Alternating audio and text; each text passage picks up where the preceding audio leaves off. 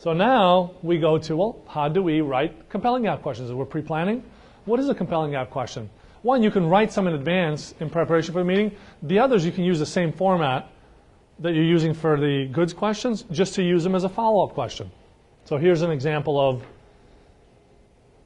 compelling gap questions. There are consequence and impact questions. And this is just to understand the consequences or impacts from different perspectives on any topic that they give you. And so someone says, you know, freight or delivery or one of those is really important to us. Okay, well, what impact does that have on the way you service your customers?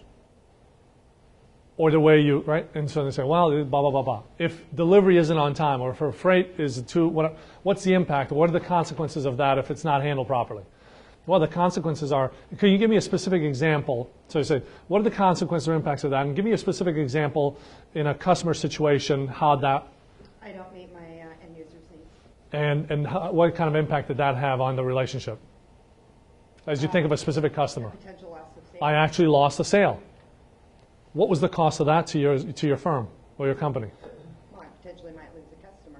So. Well, and so this is the conversation. So, well, in fact, we lost a customer, and it was a $100,000 a year customer for us.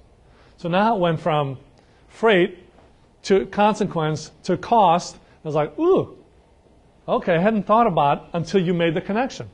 Now, I just lost a $100,000 customer. Well, on the profit margins you run, or what impact does that have on your business? Oh, and all of a sudden it connects. So that's the process you take people through. It's like, I get the goods, I ask the consequence impact, and I figure out the total cost value. And that's the second part, the total cost value. So it's a build.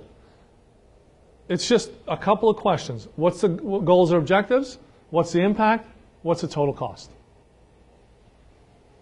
So here's a couple of templates that help us create impact, consequence, total cost, and value questions. And all we've done is we've changed a couple words. So, you know, topic, now what's the consequence of that? Same exact template. They just give you the topic, and you ask cost, consequence, impact, value questions. Same exact template.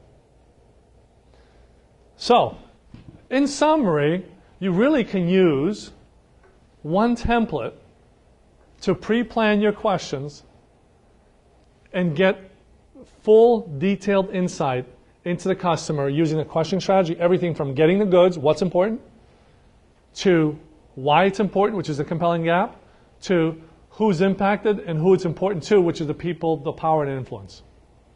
All through one concept, one format, one template, one way of asking questions, and yet the questions all are unique, they're insightful, they make you sound like you're prepared, like you've been thoughtful, you've done your homework, and they make the customer think.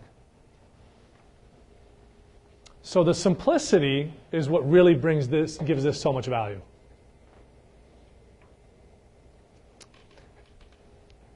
Let me make a recommendation. Yes, Deborah. Is total cost necessarily measured in dollars and cents? No. It's whatever the customer cares about. However they value things, absolutely. It could be in perception. Could be confidence, could be respect, perception, market share, leadership. It could be all kinds of things. That's why you got to leave it open to let them answer the question. Because it's not always just financial, right? It could be operational value. It could be strategic value, right? It could be employee morale kinds of things. It could be all kinds of other things that then contribute to their goals and objectives.